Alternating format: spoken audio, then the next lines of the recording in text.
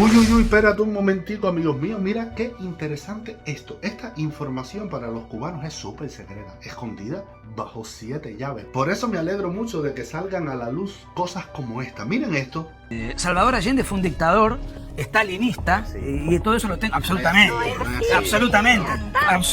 Negar eso, negar la realidad y no conocer la historia de Chile.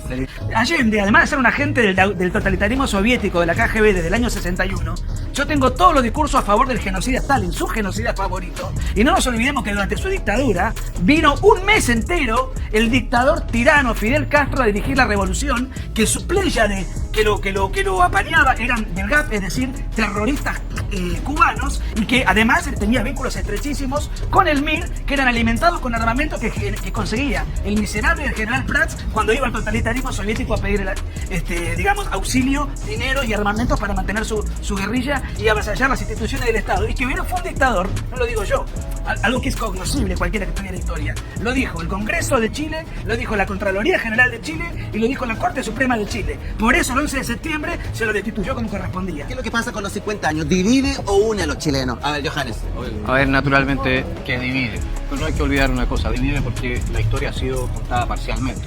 Efectivamente, después del 11 de septiembre de 1973 se violaron los derechos humanos, pero se ignora que antes del 11 de septiembre de 1973 también se violaron los derechos humanos. Las víctimas, sí, así es. De hecho, hubo 2 parlamentarios del Partido Nacional que fueron torturados por el director de investigaciones de la época. Eso está certificado. Y la cantidad de personas que fueron asesinadas, violentadas, golpeadas, expropiadas, etc. También es sin indemnización por el gobierno de Salvador Allende, alcanza las varias miles. Lo que sucede es que eso nunca fue recogido por los informes porque a nadie le interesaba.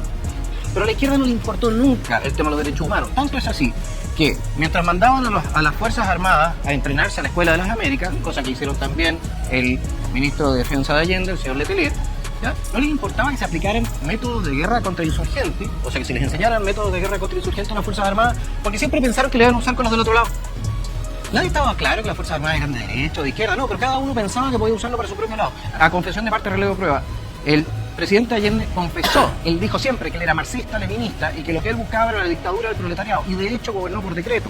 De hecho fue él el que puso a los militares en el gobierno cuando los trajo como ministro. Fue el presidente Allende el que protegió a los grupos armados paramilitares. El presidente Allende en ese sentido colocó las bases para el derrumbe terminal de la institucionalidad, también al desconocer los fallos judiciales. Entonces no nos veamos las cartas entre gitanos. Y el marxismo-leninismo se cargó a 100 millones de personas, y en el momento en que en Chile se produce el pronunciamiento militar, en Camboya estaban matando 1/3 de la población de Camboya. En China estaban matando a decenas de millones. Porque no nos equivoquemos, era la misma gente, la misma ideología. Contemos la historia completa y vamos a la reconciliación. Salvador Allende fue un presidente que jamás tuvo mucho apoyo popular. Él no ganó una elección con el 51% de los votos. Él fue electo por el Senado, fue electo por el Congreso mediante un acuerdo que Salvador Allende incumplió. Las elecciones que vinieron posteriormente, las parlamentarias, Salvador Allende de la Unidad Popular las perdió. Y creo que hay lecciones que sacar del gobierno de la Unidad Popular, precisamente para no repetirlas. Porque el colapso institucional, con la degradación de las instituciones que se dio en ese momento, con Salvador Allende incumpliendo fallos, incumpliendo dictámenes de Contraloría, gobernando por decreto, patrocinando expropiaciones ilegales, es lo que llevó a Chile al colapso.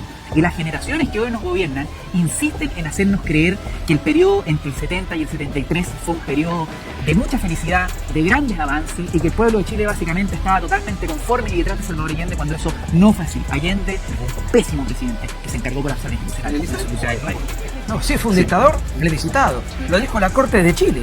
¿Cómo que no fue un dictador? Yo creo que acá... Lo dijo el Congreso chileno. Mira, Brutal, me encantó este video. Vaya, me encanta que sean chilenos hablando civilizadamente, sin extremismos, en un programa de televisión, con datos respetuosamente, y ver este asunto desde la perspectiva de los chilenos. Genial. Tú sabes, ¿no? Porque a los cubanos siempre nos han metido el cuento de que Allende era un santo, un salvador, el pobrecito de la película. Bueno, aquí vemos a los chilenos en un programa de televisión nacional, un programa respetable, hablando calmadamente y mostrando la otra cara de la moneda. Y ojo, espérate un momentito, que ya me imagino a la Ciberclaus ya. Aquí no se está hablando de Pinochet, para que no vengan a inflar. Estas personas en este programa no están defendiendo a Pinochet, simplemente están diciendo lo que opinan de Salvador Allende. Y por eso es que me gustó este video, porque es una forma de mostrarles en un país decente, democrático con libertad de expresión, como en Televisión Nacional, la gente se puede sentar y revisar la historia desde diferentes perspectivas sin que nadie te ataque, sin